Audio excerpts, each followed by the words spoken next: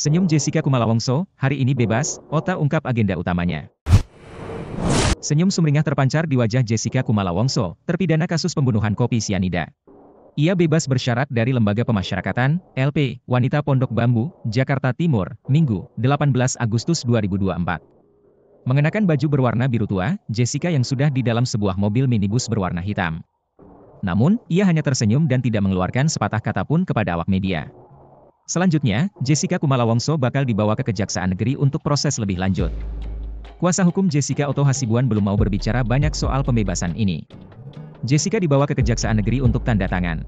Dari situ baru kita ke Bapas untuk tanda tangan penyerahannya Jessica kepada orang tuanya dan pengacaranya, kata Otto dikutip, Minggu, 18 Agustus 2024.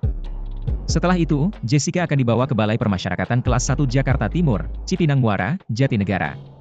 Serah terima Jessica kepada keluarga akan dilakukan di sana.